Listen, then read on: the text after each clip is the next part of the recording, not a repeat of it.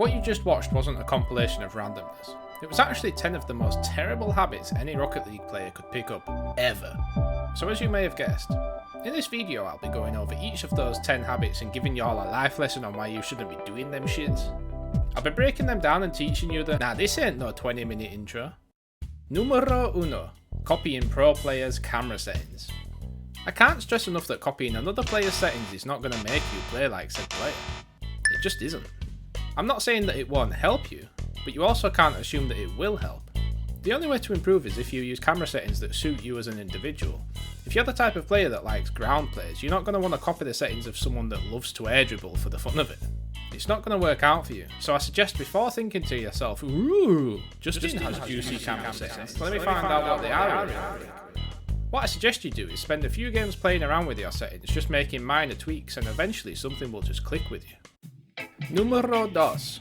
Solely focusing on big boost pads. You see that? You see all that boost there? That's a whopping 336 boosts, so why the fuck are you solely focusing on the 6 boost pads that equate to only 600? And not only that, but the small pads respawn every 5 seconds and the large every 10, so in theory, in a 5-minute game, you can get anywhere up to 21,106 boost spawning from small pads and only 18,000 from large ones. Just think about that. Ah, shit. I need to rotate out and get me some boost, but instead of doing a little sweep of all the small pads within the near vicinity of me, I'm gonna rotate all the way back to my corner boost and get that juicy 100. By doing this, your teammates are simply more likely going to hand over ball possession to the other team in your absence. And speaking of giving the ball to the other team, numero tres. Giving away ball possession unnecessarily. Here, you take it. No, you take it. I don't want it, you have it. No, I insist, please take the ball. But you don't understand. I need to get it away from my goal, so you take it. Now what I mean by giving away possession of the ball unnecessarily is when your opponents can no longer maintain their pressure in front of your goal. Giving you time to take the ball under control and look to dribble it out, look for the pass, or even just waste a bit of time. But instead you just boom it into their half immediately, giving them the ball back. Don't get me wrong, there is most definitely a time and a place to do this. Whether there's seconds left on the clock and you have a narrow lead, or when you're trying to catch them out on the counter attack to panic them into challenging before they have time to pick up boost. It's all situational, but launching the ball into their half for no apparent reason is just asking to be pinned back into your own half again. And again, don't get me wrong, if you watch RLCS you will see this happen a lot, but don't be fooled into thinking you play the same speed or have the same awareness and positioning as the pros. They make it look too simple. Numero cuatro. Caring about points. Bottom of the leaderboard. Carried. Dude, look at his points. Now obviously points do tell us a story.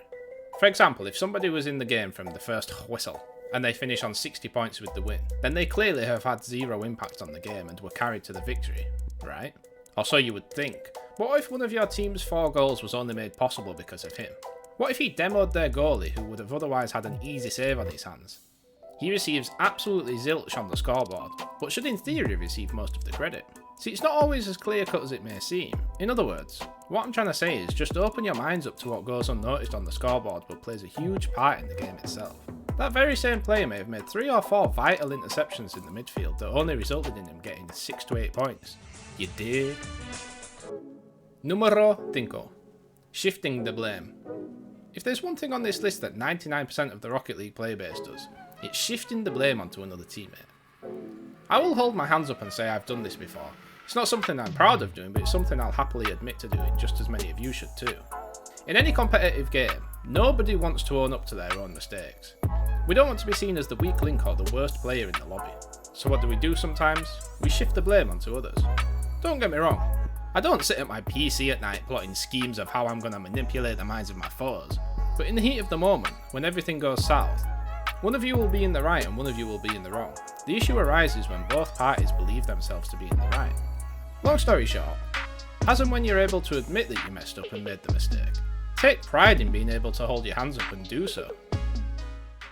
Numero 6.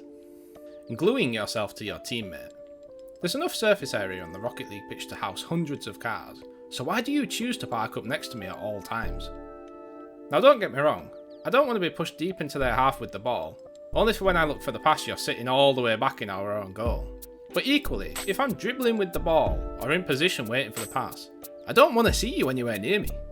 Again, long story short, be mindful of where your teammates are and position yourself accordingly.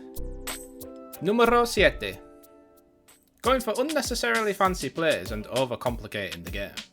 This is Charlie. Dude, pass it to me, I'm open. Come on, man, it was an open goal. What is this guy's problem?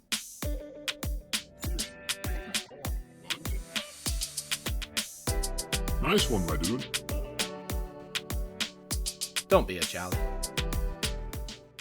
Numero 8. Wasting boost unnecessarily. Noticing when your opponents or teammates' boost avenue is easy to recognise. But a lot of the time when you find yourself out of boost is when you've actually starved yourself. For example, a lot of lower level players tend to hold down their boost until they reach the ball or desired location. And many of you won't know this, but if you're supersonic and not turning your car, there really is no need to keep holding down boost as you remain supersonic. Another time that a lot of players tend to overuse their boost is when they're going for aerials. If you launch into the air at a reasonably fast speed, you're going to have good momentum, meaning you don't always have to keep boosting for certain touches of the ball. Of course you want as much speed as possible when you're trying to get good power by boosting through your touch, but you don't always need that. Another time when poor boost management comes into play is when turning. There's definitely a time and a place to boost while turning, but so many people try to boost through a turn, and it just takes their turn radius so wide while wasting loads of boost.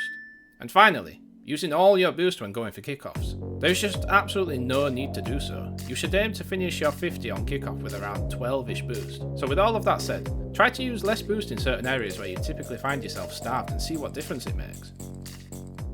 Numero 9. Holding down air roll for no apparent reason.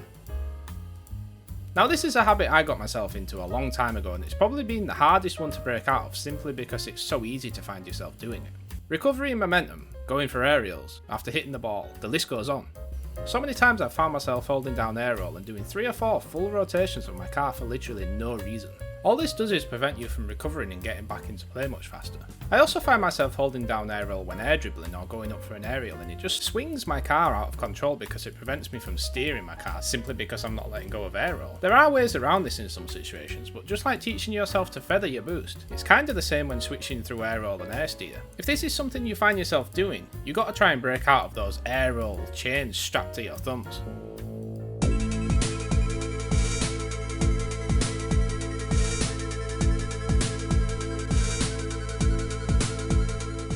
Numero 10.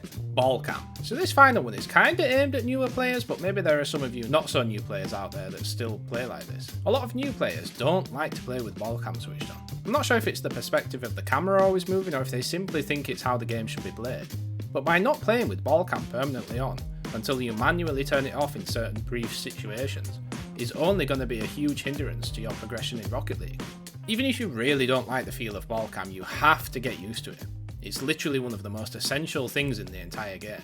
In ball cam you can always see the ball, meaning you can always see what's happening in the most important area of the field, which surprise surprise, is wherever the ball is at any given time. So to any of you new players out there, you have to use ball cam. So that was a list of the most devilish habits one can find themselves doing in Rocket League. Maybe I'll do the old switcheroo and do a video on the 10 best habits you should learn in Rocket League. So let me know if it's something you'd like to see. On that note, the video is coming to an end here, so head over to all my other socials and drop your boy a follow on them, and I'll catch you in the next one. Ciao.